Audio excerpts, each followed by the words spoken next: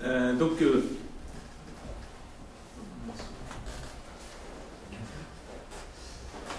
comme on vous le disait, je vais vous présenter un outil qu'on est en train de mettre en place sur la Vendée pour la gestion dynamique des étiages et des crues.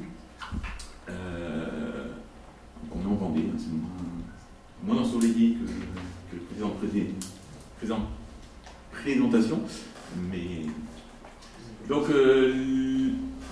le sommaire, donc, je vais vous présenter la problématique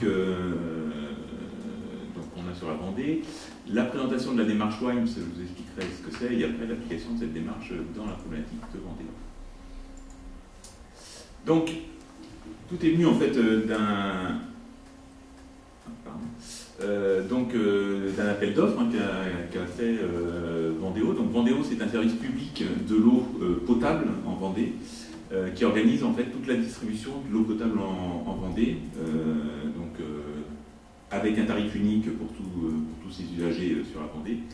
Il définit et met en œuvre les programmes d'investissement et il accompagne les opérateurs privés dans la gestion des équipements. Le réseau pour cette production d'eau potable en Vendée est assez conséquent. On a 12 barrages adossés à des usines de potabilisation. Donc on est en Vendée, il y a des barrages. La Vendée n'est pas plate. Il y a de nombreux barrages en Vendée. Donc 12 barrages, 15 captages d'eau souterraine, mais qui ne sont pas la source principale de l'eau potable en Vendée. La source est bien des barrages.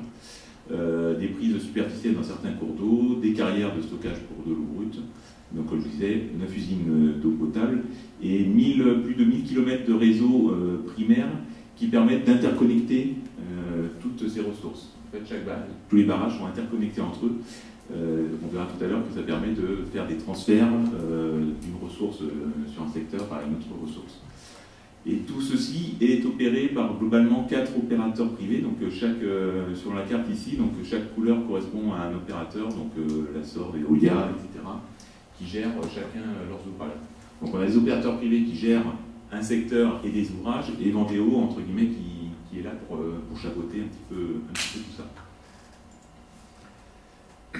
Sur l'échelle du département, donc, la problématique, c'est qu'on est sur une période avec une augmentation des besoins, avec la population qui augmente de 2 à 3% chaque année, et donc un risque de pénurie qui augmente, sachant que de plus, on a une augmentation de la fréquence des crues et donc du risque d'inondation qui est de plus en plus important.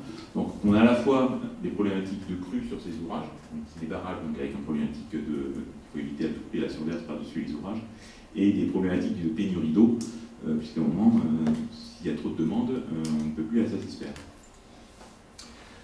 Donc face à ces problématiques, Vendéo a disposé d'un outil qui va permettre la gestion dynamique de ces retenues. Ce qu'on appelle gestion dynamique des retenues, c'est à la fois gérer les niveaux de retenue au moment des crues, faire en sorte de gérer au mieux ces retenues, ce que fait le plaidoir justement sur nos sacs, il reste, etc.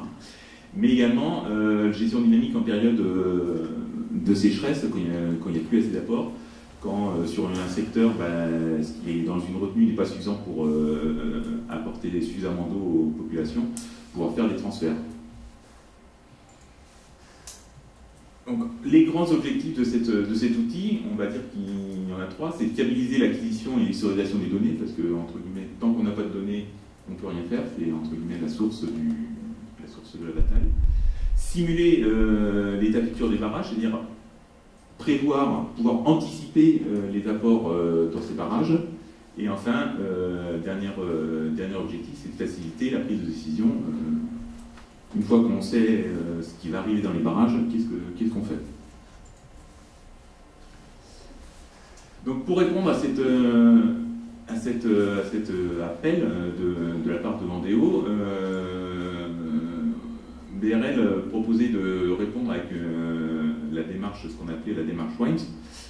Cette démarche, en fait, c'est une stratégie qui a été mise en place par le groupe BRL. Alors, je ne sais pas si vous connaissez peut-être pas tous ici le groupe BRL. En fait, BRL, à la base, a été missionné par l'État, c'était un organisme d'État initialement, pour gérer tout ce qui est adduction d'eau et développement territorial dans la région Languedoc-Roussillon. Donc en gros, le principe, si je fais très simple, on pompe de l'eau dans le Rhône et on la distribue sur tout le territoire du Gard et de l'Hérault. Et on gère également des barrages dans les Pyrénées-Orientales, dans l'Aude et sur la Lozère. Donc ça, c'était, on va dire, la mission historique de BRL qui a été fondée dans les années 1950. Depuis, tout ça a un petit peu changé puisque BRL a été filialisé avec différents groupes. Donc, la maison mère qui continue à avoir la concession sur ce réseau régional, et après une partie ingénierie dans laquelle je fais partie, qui s'occupe plus de tout ce qui est études, et BRL Exploitation qui est là pour vendre l'eau. Sachant qu'aujourd'hui, l'État a concédé, a rendu la concession d'État à la région, un petit peu comme ce que tu disais tout à l'heure par la région PACA, où le réseau d'eau qui vient de la Durance, les deux canaux qui versent une Durance et qui alimentent tout le pourtour méditerranéen, appartient à la région et est géré par le canal de Provence. Sur la région Languedoc-Roussillon, Occitanie maintenant, c'est la même chose. Le réseau appartient à la région Occitanie et c'est BRL qui la gère. Donc c'était une démarche, cette démarche WIMS, c'est une démarche voulue par le groupe qui vise à mettre en place une plateforme informatique pour rassembler et valoriser tous les savoir-faire qu'on a pu acquérir dans le domaine et la gestion en eau. Le but, c'est de répondre de construire une plateforme qui permette de répondre aux besoins des clients et des maîtres d'ouvrage. On s'est rendu compte que cette demande d'outils d'aide à la décision est très présente. Il y a beaucoup de demandes. Par contre, tout le monde n'a pas les mêmes demandes. Quand vous voulez faire un outil, quand vous voulez un outil pour suivre un étiage, ce n'est pas forcément le même outil que celui qui veut gérer des crues, etc. Et on s'est rendu compte que ces outils étaient très, on va dire, très marqués et ne permettaient pas de répondre parfaitement aux besoins des différents donneurs d'ordre. C'est pour ça qu'on a décidé de développer notre outil. Donc en fait, c'est plutôt, il ne faut pas le voir comme un logiciel, il faut plutôt se voir comme une solution logicielle, c'est-à-dire qu'en gros, quelque chose de très modulaire qui permet, selon les besoins, de piocher les outils dont on a besoin. Je passe rapidement sur ces points. Et l'autre point très important, et qui expliquera un petit peu tout à l'heure, je vous expliquerai sur Vendéo, c'est la méthode avec laquelle on travaille sur ces projets de développement d'outils. C'est une méthode agile. C'est-à-dire que sur les différents clients qu'on a sur ces projets de développement, on travaille en étroite collaboration avec le maître d'ouvrage pour vraiment avoir un outil qui réponde exactement aux besoins du maître d'ouvrage. Contrairement à certains outils informatiques où vous faites un cahier des charges et que vous avez l'outil 3 ans après, là on travaille tous les 2-3 semaines, on rencontre le maître d'ouvrage pour obtenir l'outil qui leur convienne. La seule chose, entre guillemets, qui va être la plus commune aux différentes plateformes WIMS, c'est que ce sont des outils multiplateformes, justement, donc, qui peuvent être accessibles depuis le smartphone, l'ordinateur ou un écran mural, donc qui sont basés sur le web. Donc si on applique cette problématique, cet outil à Vendéo, la première demande, c'était fiabiliser les données et historiser ces données. Aujourd'hui, à Vendéo, donc, ils ont des données qui proviennent de leur propre réseau.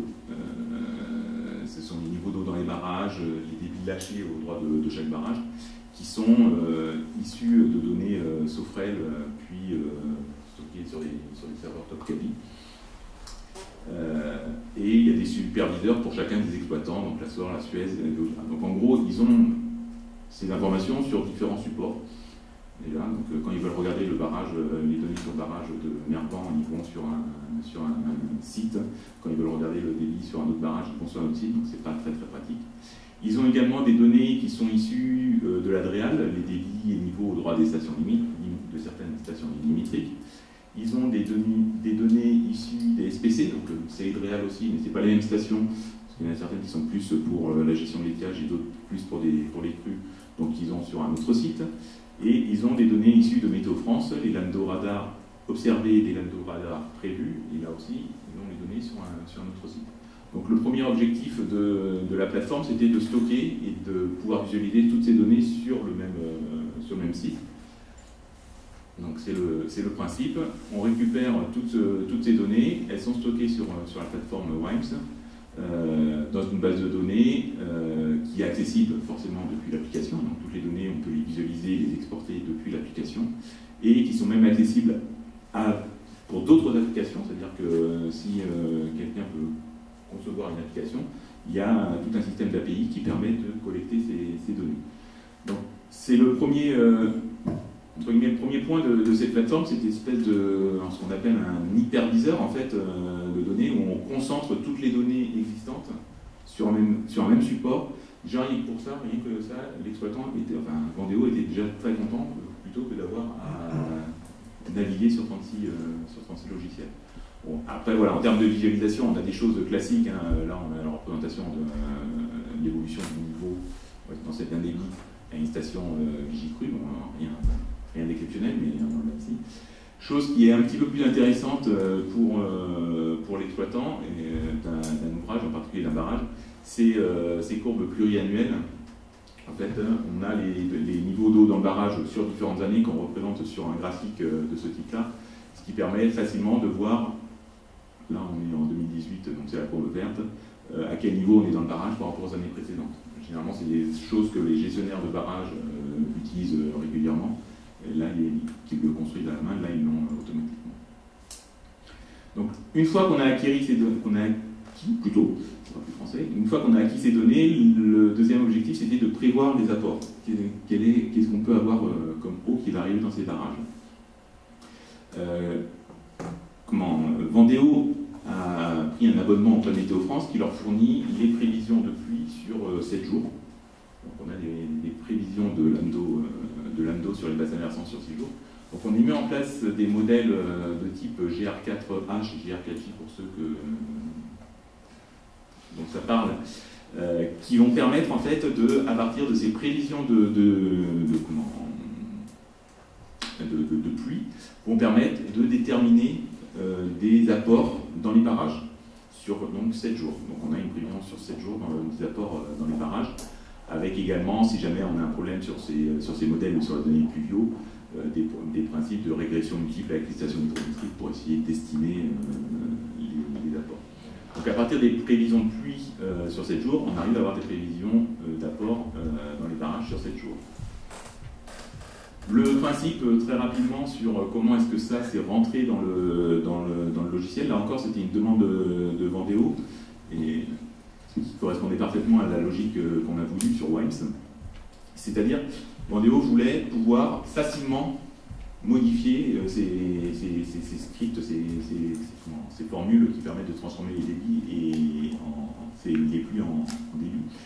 Donc pour ça, en fait, sur WIMES, on a un principe qui permet de lancer des scripts R. Alors je ne sais pas si vous connaissez, en gros les scripts R, c'est un petit peu le principe de la macro VB, en fait, c'est un petit logiciel que vous écrivez facilement, qui permet justement de faire ces calculs. Tous ces scripts R sont écrits chez nous par les ingénieurs métiers, pas par des informaticiens, mais par des hydrologues ou des hydrauliciens selon le principe. Ce qui permet aussi aux gestionnaires, sans avoir de connaissances informatiques très importantes, de pouvoir les modifier, le paramètre par tempion du script parce qu'il en a envie, ou parce qu'il considère que c'est mieux, et ce qui permet à l'utilisateur du logiciel de garder la main sur ces parties très métiers de l'outil, sans avoir besoin d'avoir des connaissances informatiques poussées derrière. Donc voilà, les scripts, le principe c'est on a quelque chose qui tourne en dehors de la plateforme et qui tourne. Donc en termes de visualisation, ici vous avez une visualisation des prévisions météo sur la Vendée. Bon, en gros, on récupère les rasters. Alors, on n'a pas de chance, on n'était pas forcément sur une période quand j'ai fait les captures d'écran où il pleuvait beaucoup en Vendée. En ce moment, il ne pleut pas beaucoup, donc on n'a pas beaucoup de chance. Et en termes de prévision, voilà ce qu'on obtient. Donc vous avez, on fournit donc à Vendéo des graphiques de ce genre, hein, avec sur la droite les débits observés aux stations jusqu'à l'instant T, donc il est marqué par trait rouge, la précipitation jusqu'à l'instant T. Et à partir du trait rouge, on est sur les données de prévision, donc avec à partir des pluies prévues dans le futur, les débits prévus dans le futur au bras du barrage. Donc voilà, donc maintenant l'exploitant a la notion de débit dans le barrage, une notion de qu'est-ce qui va arriver dans le barrage. Maintenant la question c'est qu'est-ce qu'il va en faire, comment est-ce que ça peut l'aider à prendre les décisions.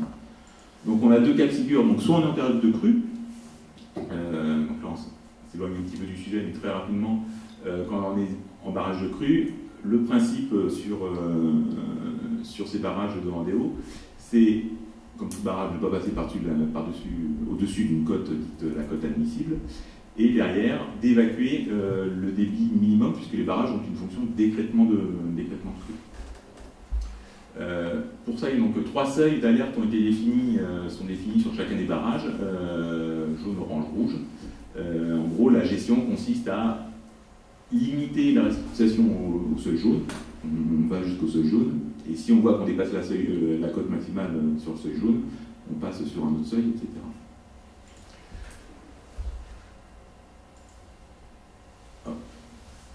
Donc en gros, ce que souhaitait l'exploitant, donc ce que souhaitait Vendéo, c'est de visualiser 5 courbes de remplissage potentiel du barrage. 3 courbes qui sont établies à partir de scénarios de gestion préétablis. Donc c'est en gros les 3 scénarios que je vous disais tout à l'heure. Qu'est-ce qui se passe si on reste au seuil jaune? Qu'est-ce qui se passe si on reste au seuil orange? Qu'est-ce qui se passe si on passe au seuil rouge? Et 2 scénarios qui seraient définis. Un premier scénario qui serait défini par Vendéo, qui dirait bah voilà, moi je considère que je veux lâcher tant de débit ces premiers jours, tant de débit les jours après. Et un cinquième scénario, pardon, où là c'est l'exploitant qui lui dirait bah, qu'est-ce qui se passe si je fais tel débit, tel débit, tel débit. Dans ce qui au final, si on lâche les débits, on a les niveaux d'eau et les cotes dans le barrage. Donc ça se présente très rapidement comme ça, donc on aura des cases sur lesquelles précalculer et des cases ici que remplira l'exploitant et Vendéo. Ce qui est très important pour Vendéo, c'est que l'avantage de cet outil qu'est un outil web, c'est que l'exploitant et Vendéo voient la même chose. C'est-à-dire que quand ils sont au téléphone en train de parler entre eux de qu'est-ce qu'on fait sur le barrage, ils ont exactement les mêmes informations à l'écran. Et c'est la même chose en période de crise quand ils sont à la préfecture. Ils peuvent voir avec la préfecture les mêmes choses, les mêmes indicateurs, les mêmes informations à l'écran. Donc ça, c'est une chose très importante pour la gestion. Et deuxième chose, donc, qui est cachée par ici, c'est que l'outil ne contrôle pas du tout les manœuvres du barrage. Ça reste un outil d'aide à la décision, et c'est bien l'exploitant et Vendéo qui vont décider ensemble qu'est-ce qu'on fait sur chaque ouvrage, mais à partir de ces informations fournies par l'outil.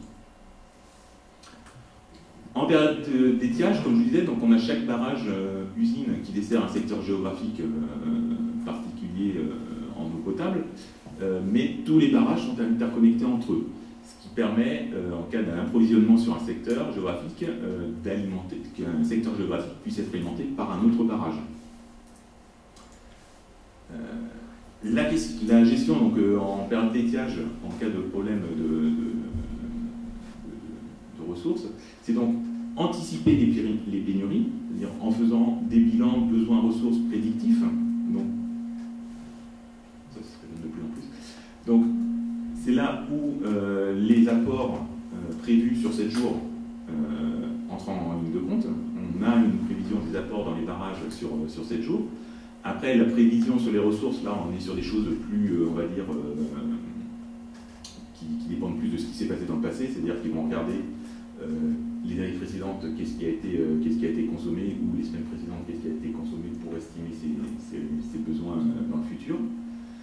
Donc, on anticipe les ressources, on anticipe, et derrière, on va chercher à anticiper, à optimiser les transferts éventuels à effectuer. Pourquoi essayer d'optimiser ces transferts? Parce que c'est pas compliqué, c'est une histoire de coût. Les transferts se font par pompage, donc moins on pompera, mieux on se portera, on va dire. Et enfin, si jamais les transferts ne sont pas suffisants, on peut intégrer des ressources additionnelles, en particulier importer de l'eau depuis d'autres départements. Donc là encore, l'objectif c'est d'anticiper au maximum ces sollicitations. Donc en période d'étiage, le principe, alors là on est encore en période de développement, ça sera de disposer de l'ensemble du bassin versant avec un calcul en routine, donc une fois par jour, du bilan besoin ressources sur chacun des secteurs. Donc à partir des prévisions, bilan ressources sur chacun des secteurs. Si jamais Il y a un secteur qui passe en pénurie, c'est-à-dire que les ressources deviennent supérieures, enfin deviennent inférieures pardon, aux besoins dans les 7 prochains jours. Là, Vendéo pourra jouer sur les débits à transférer, c'est-à-dire qu'il aura un écran qui lui permettra de dire bon, bah, si je fais passer tant de volume ou tant de débit dans tel adducteur, qu'est-ce que ça donne? Est-ce que ça répond à mon manque? Est-ce que ça va pas me mettre est-ce que du coup le secteur sur lequel je prends l'eau ne va pas être en manque, etc. Là-dessus, ça a été là encore un choix de Vendéo de disposer de cet outil sur lequel ils vont faire eux-mêmes leur petit calcul, en fait, avoir cette espèce de calculatrice de ces besoins. Ils n'ont pas souhaité mettre en place un système d'optimisation automatisé, en fait. On aurait pu très bien imaginer avoir quelque chose d'automatique. Et là encore, ils veulent garder, entre guillemets, leur expertise sur la chose. Sachant que là encore, le système pourra totalement permettre de l'intégrer. Alors, ce projet a été commencé en 2017, donc on est toujours en cours de développement. On peut considérer que c'est long. Ce qu'il faut voir, c'est que voilà, ce système d'itération, comme je vous l'expliquais, qu'on a mis en place sur le développement, fait que le maître d'ouvrage est beaucoup sollicité et est obligé de clarifier ses besoins, obligé de clarifier sa façon de fonctionner, et que du coup, ça prend du temps. Juste pour finir, quelques autres fonctionnalités liées à l'outil, c'est des outils de reporting, c'est-à-dire qu'automatiquement, sur des formats préétablis, des templates, l'outil va permettre de gérer des rapports, tant de volume prélevé dans l'année, enfin, entre guillemets ce que fait classiquement un exploitant de l'ouvrage. Le niveau d'eau dans le barrage était de temps, j'ai sur l'année, ma courbe de remplissage était de temps, donc ça c'est des choses qui se font automatiquement. Et également des modules de validation et de correction de données, ce qui est classique sur ces outils. Et juste pour finir, d'autres secteurs sur lesquels on a mis en place le même type d'outils. En France, on a sur Vendéo et sur la région Occitanie pour la gestion du réseau régional du BRL. Après, à l'étranger, on a des projets en Libéria, Tanzanie, Cambodge sur la gestion de la ressource en eau et des systèmes d'alerte contre les crues. Sur le Rwanda et le Kenya, des systèmes d'alerte contre les crues, et également au Congo, où là on est plus sur un système d'information. Pour ça, je vous disais, ce genre d'outils, c'est des outils qui sont qui sont de plus en plus demandés, que le gestionnaire a de plus en plus besoin d'avoir cette concentration d'informations sur un même outil, et voilà, qui est développé. Et juste dernier point, faire un petit point avec un petit flash avec ce dont vous avez parlé hier. On met également en place un outil de ce type-là sur le bassin versant de Thau, donc le petit bassin versant côtier de Montpellier, sur la gestion des ouvrages de protection contre la submersion marine. Voilà, donc on sortait un petit peu des sujets de gestion du l'étiage, mais pas tout à fait.